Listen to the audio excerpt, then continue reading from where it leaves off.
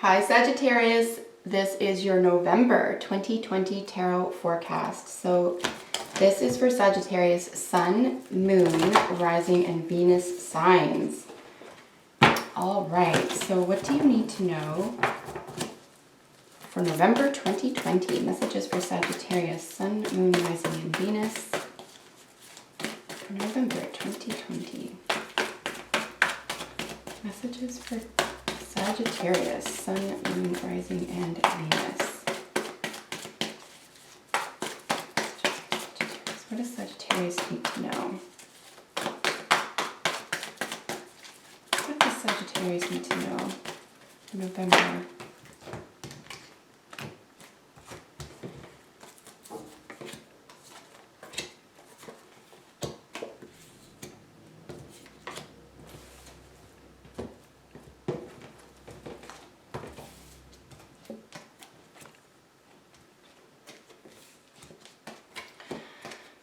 So we have 3 threes.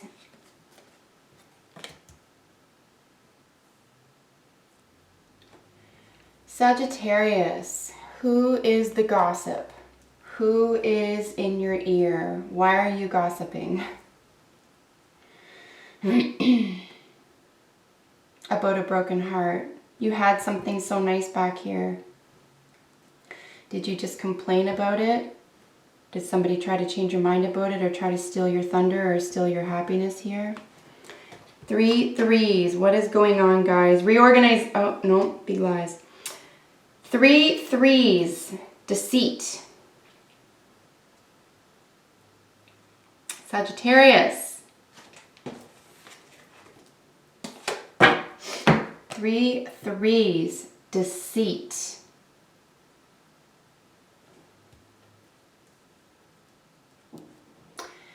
Well, someone is definitely gossiping and somebody is involved in a lot of conflict and is trying to dominate something here, their own mind or someone else's thoughts and beliefs.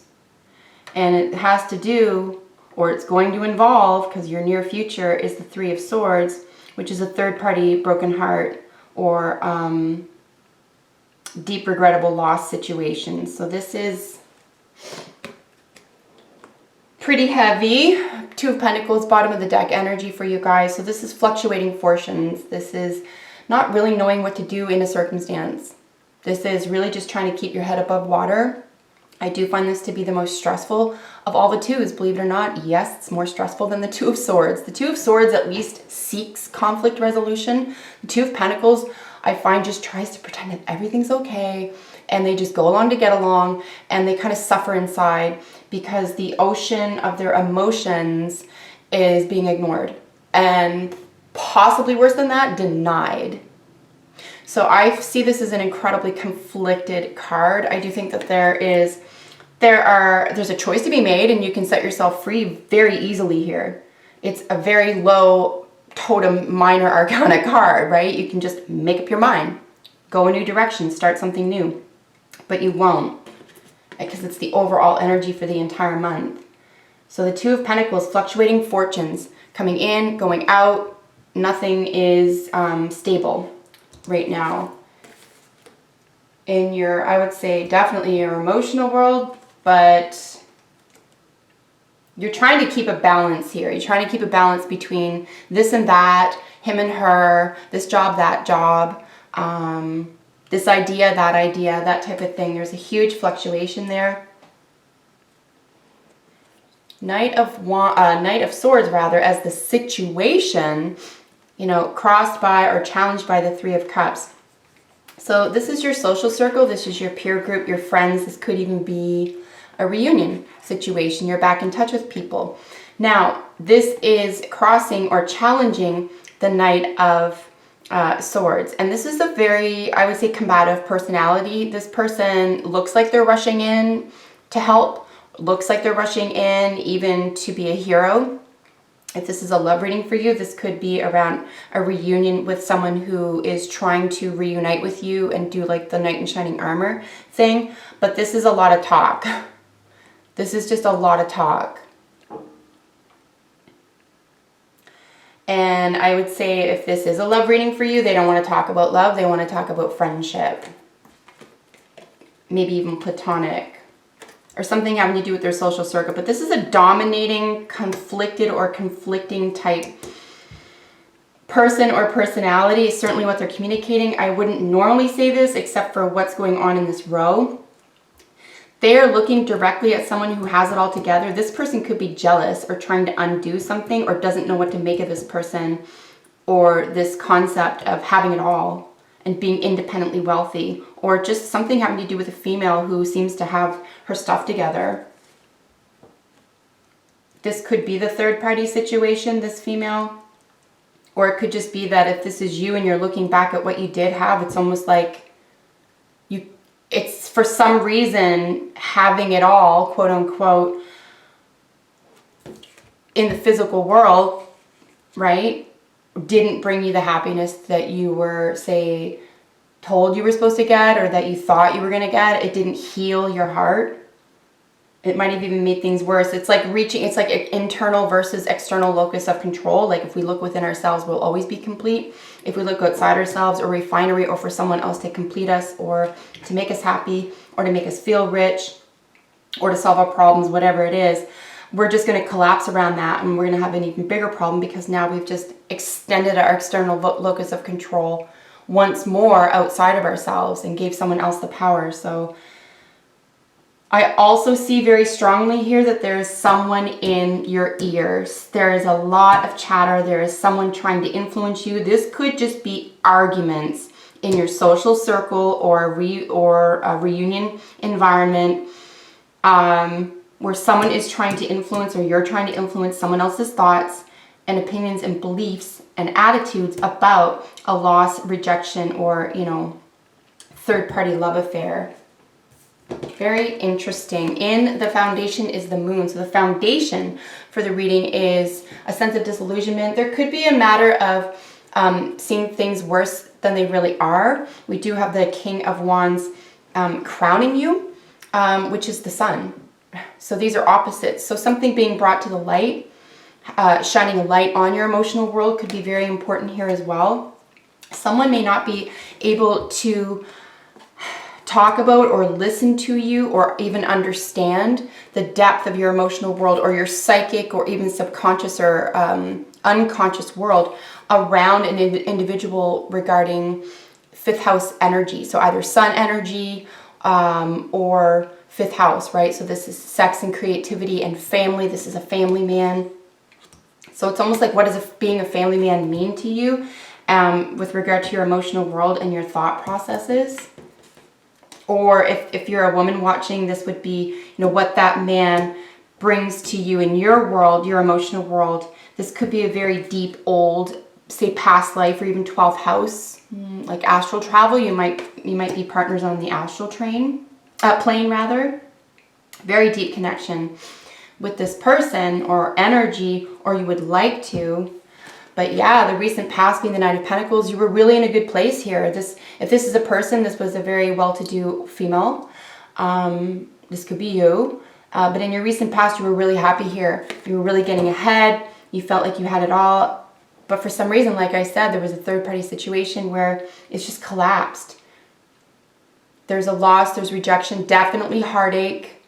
I do see the third sword and the two swords in the heart to be an interference. So there's an interference here around your good life, right? And it's all combative. And this is all like spy, vigilante.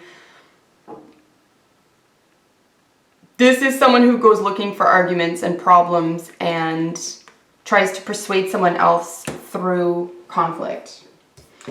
And is not gentle. These are not gentle energies. These are very cold energies here, guys. Very, very cold. So your communication, I would say, easily up until the very, say, second, third, and up to the fourth week here could be quite combative. So watch how you communicate here. Three of Pentacles and how others see you is someone who's trying to build something. You're trying to get back on your ground. You're trying to do something stable. You've developed something with another person here. You're definitely trying to build up from nothing. And there could be an institutional feel to that too. There could be like a stability, like a strong foundation here. It is interesting to see how you see yourself. Right above that is the Hierophant. So someone who's interested in contracts, long-term commitment, building something to last. So you are interested in the long haul. You are interested in initiation, leveling up, okay? Teaching someone or being taught how to level up, contracts, marriages, religion, just institutions in general. But yeah, building a strong foundation around an institution of, you know, marriage or theater or art.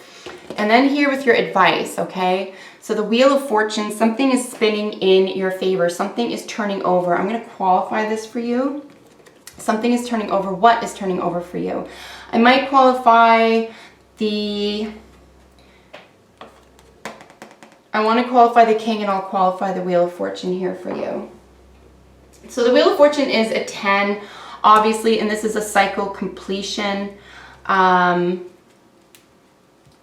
know, the cycle completion is saying that you can level up. You can level up into a new initiation here. Why is the Wheel of Fortune? Qualify the Wheel of Fortune as the advice for Sag. Okay. Qualify the Wheel of Fortune. Again, I don't typically take reversals, but when they come out, I find them rather significant. Low self-esteem, defeat. You're defeated here around an issue, a huge collapse of communication. And then I would say with the Five of Wands, especially reversed here, you're going to be dealing with a situation or someone who really likes creating problems, really likes adding serious problems, difficulties. There's bitterness, definitely underhanded behavior here. So hopefully the Tower is the collapse to all that, or that underhanded behavior will I do find all the major arcanas are trumps, so it trumps the minors. So I would say that these two energies are trumping these. I think you can easily get out of this situation. You can rise up from this situation. You can collapse all that acrimony. You can collapse all that lowest self-esteem and defeat. And look at that. At the bottom of the deck, you have the World. Like, you can level up here, guys. And what did I say? Let's qualify the King of Wands. Why is the King of Wands as the Devil reversed? All right, Devil reversed. What are you saying? I'm not used to reading reversals, but this is regeneration. It's frustration. You can break free. This is actually really nice. This is the opposite in a beautiful way to have for the Devil card. So freedom from bondage. You can now remove yourself from frustration. You can take steps for more positive relationships or roles within this environment. So I would say within your home or family, you can easily find some sort of release here, even emotional release. And we have a Hierophant at the bottom of the deck again, so something having to do with long-term relationships or initiation. Very, very interesting reading for you guys. Very interesting reading.